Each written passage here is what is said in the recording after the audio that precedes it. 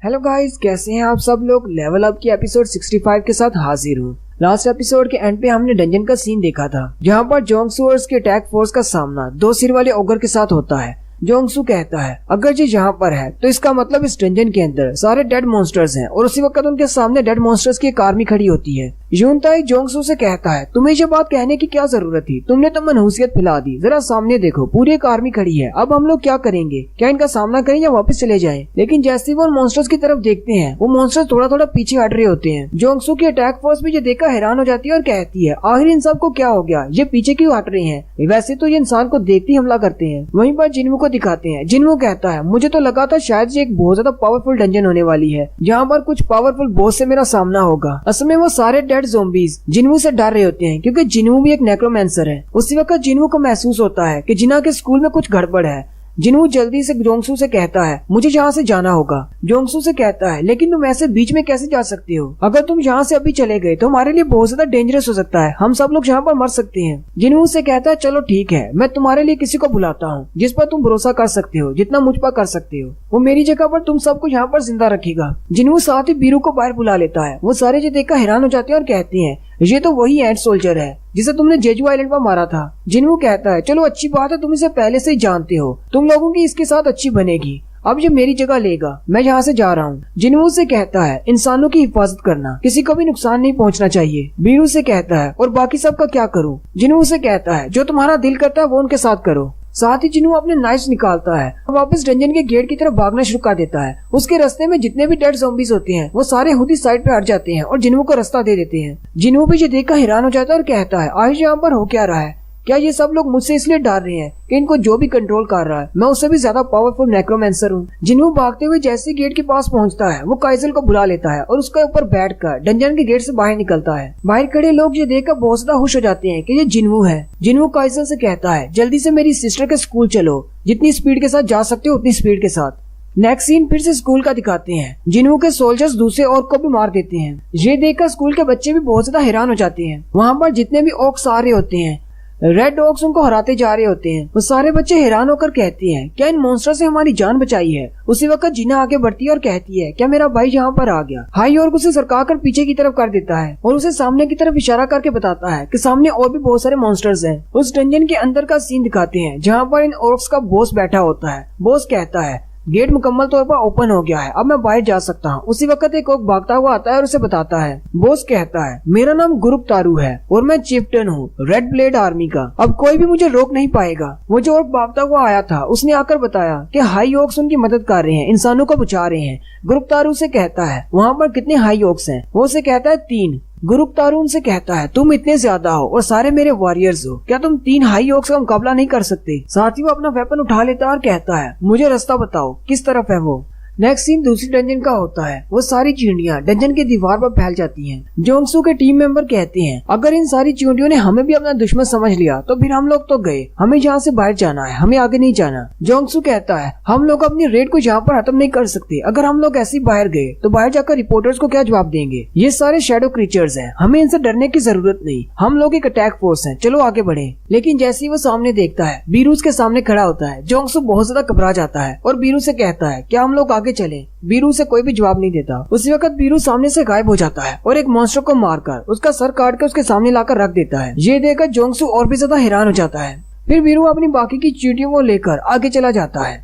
जोंगसू के साथी भागते हुए आते हैं और उसे कहते हैं क्या तुम ठीक हो, क्या हमें इन मॉन्स्टर्स को फॉलो करना चाहिए। जोंगसू से कहता है हाँ मैं ठीक हूँ, पहले जरा इसकी तरफ देखो। वो उस कटे हुए सर की तरफ देखते हैं, वो एक डेथ नाइट का सर होता है। जोंगसू कहता है ये तो एक हाई रैंक का मॉन्स्टर है, उसने पलक झपकने में इस मॉन्स्टर को मारकर इसका सर काट लिया, ये तो वाकई में बहुत ज्यादा पावरफुल है। फिर जोंगसू हंसते हुए कहता है तुम लोग ये बात जानते हो कि इन हाई रैंक मॉन्स्टर्स के मैजिकल कोर्स बहुत ज्यादा महंगे बिकते हैं, क्या तुम लोग अभी भी वापस जाना चाहते हो। लेकिन जैसे गिल्ड मास्टर सामने की तरफ देखता है तो वो सारी की सारी टीम आगे जा चुकी होती है। वाइस मास्टर से कहता है क्या तुम वहीं पर बैठे रहोगे या फिर हमारे साथ आओगे। नेक्स्ट सीन स्कूल का होता है। गुरुप तारू फाइट करने के लिए क्लासरूम में पहुंच जाता है।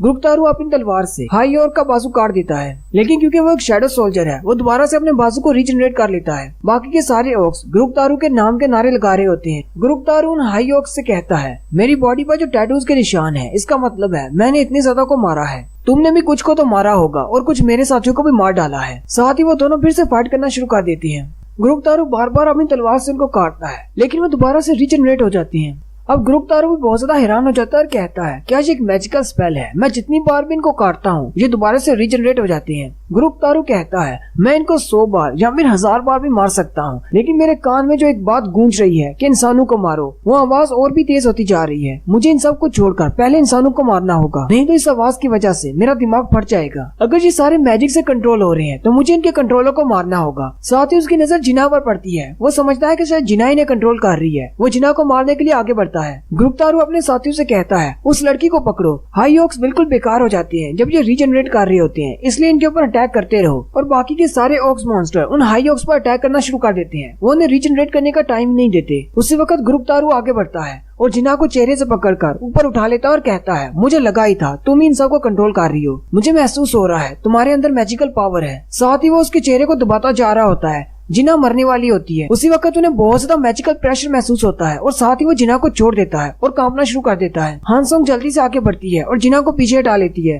ग्रुप तारू ऊपर की तरफ देखता है और कहता है कुछ बहुत ज्यादा पावरफुल आ रहा है जो कि बहुत ज्यादा खौफनाक है। उसी वक्त सामने की दीवार को तोड़ते हुए जिन्हू अंदर आ जाता है और सीधा आकर जिना के सर पे हाथ रखते हुए कहता है अब तुम सेफ हो। ग्रुप तारू जल्दी से घबराकर पीछे की तरफ जंप करता है। ग्रुप तारू जिन्हू से कहता है मेरा नाम ग्रुप तारू है और मैं रेड ब्लेड ट्राइब का चीफ्टन हूँ। जिन्हू उसकी तरफ इशारा करता है और कहता है तुम अपना मुंह बंद रखो और बस इंतजार करो। जिन्हू जल्दी से जिना को गले से लगा लेता है और कहता है अब तुम बिल्कुल सेफ हो, मैं यहाँ पर आ गया हूँ, सॉरी मैं थोड़ा लेट हो गया। जिन्हू बाकी के बच्चों से पूछता है क्या तुम सब लोग ठीक हो। जिना बस रोए जा रही होती है, जिसकी वजह से जिन्हू को बहुत ज्यादा गुस्सा आ जाता है। जिन्हू जल्दी से इग्रिस को बुलाता है और कहता है जिना का ख्याल रखो। साथ ही वो अपने बाकी के सोल्जर्स को भी बुला लेता है और कहता है तुम सभी बच्चों को सेफली नीचे लेकर जाओ, मैं इन सबको संभालता हूँ। वहाँ पर ग्रुप तारू के साथ और भी बहुत सारे ऑक्स होते हैं, वहाँ से भागने लगते हैं। जिन्हू उनसे कहता है मैंने तुमसे कहा वहीं पर रुको, और वो फिर वहीं पर डर कर रुक जाते हैं। काइसल बिल्डिंग के बाहर खड़ा होता है और उन बच्चों को अपने पैरों पर बिठाकर नीचे ले आता है। ग्रुप तारू कहता है मुझे लगता है कि ये सारे सोल्जर्स तुम्हारे हैं, आखिर तुम हो कौन और तुम्हें हमारी लैंग्वेज कैसे आती है। जिन्हू घूर कर उनकी तरफ देखता है लेकिन उन्हें कोई भी जवाब नहीं देता। ग्रुप तारू कहता है ये हमें जवाब नहीं देने वाला, इस पर अटैक करो।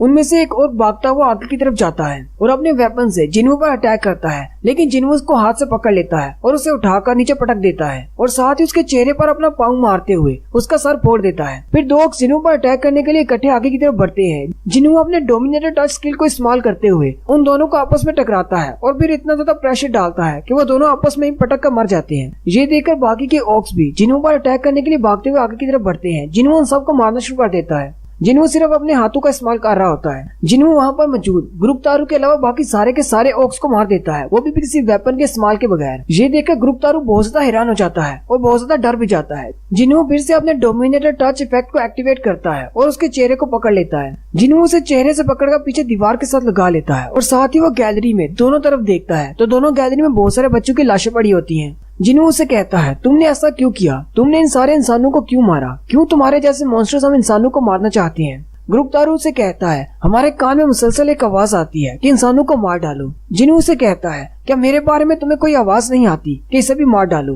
ग्रुप तारू उससे जान की भीख मांगना शुरू कर देता है। जिन्हू से कहता है मैंने तुमसे सवाल पूछा है, मुझे जवाब दो, क्या मुझे देखकर तुम्हारे कान में ये आवाज नहीं आती कि इसे मार डालो। लेकिन ग्रुप तारू बार बार यही कह रहा होता है मुझे छोड़ दो। जिन्हू से कहता है मुझे लगा ही था तुम्हारे कान में भी ये आवाज नहीं आती क्योंकि तुम लोग मुझे ह्यूमन नहीं समझते। साथ ही वो अपना वेपन निकालता और कहता है ठीक है मैं तुम्हें छोड़ देता हूँ, लेकिन ये मत सोचना कि तुम्हें ज्यादा तकलीफ नहीं होगी, और जिन्हू ग्रुप तारू को भी मार देता है। नेक्स्ट सीन दूसरी डंजन का होता है जहाँ पर एक चींटी एक वैम्पायर की बॉडी को खा रही होती है, जबकि जेरिम उस वैम्पायर की बॉडी को उसके मुंह से खींच रही होती है और कहती है क्या तुम्हें पता नहीं ये कितनी ज्यादा एक्सपेंसिव है, तुम इसे नहीं खा सकती। लेकिन उस चींटी को गुस्सा आ जाता है और वो जेरिम पर अटैक कर देती है, जिससे जेरिम जख्मी हो जाती है। जेरिम वहीं पर गिर जाती है। वो चींटी फिर से अटैक करने के लिए आगे बढ़ती है। वहीं पर बीरू आ जाता है और उस चींटी को रोक देता है और उसे दूसरी तरफ भेज देता है, और साथ ही बीरू अपने हीलिंग मैजिक को इस्तेमाल करते हुए जीरिम को हील कर देता है, और साथ ही वो अपनी चींटियों को लेकर दूसरी तरफ चला जाता है। जीरिम कहती है मैं भी एक ए रैंक की हीलर हूँ, लेकिन ये तो मुझसे भी ज्यादा अच्छा हीलर है।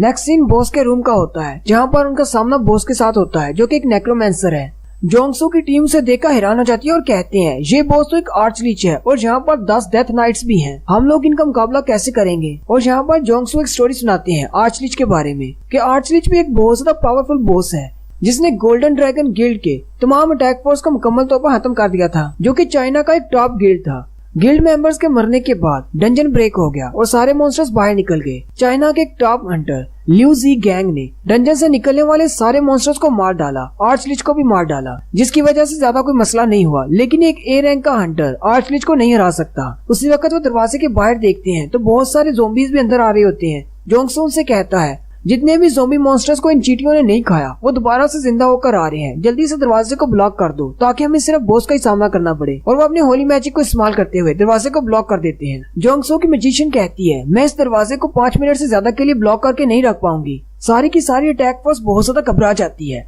उन्हें लगता है कि वो इसी बॉस के रूम में मरने वाले हैं। और यहीं पर हमारी एपिसोड 65 का एंड होता है। एक्सप्लेनेशन अच्छी लगी हो तो कमेंट करके जरूर बताएं। चैनल को सब्सक्राइब कर दें, वीडियो को लाइक और शेयर कर दें। शुक्रिया।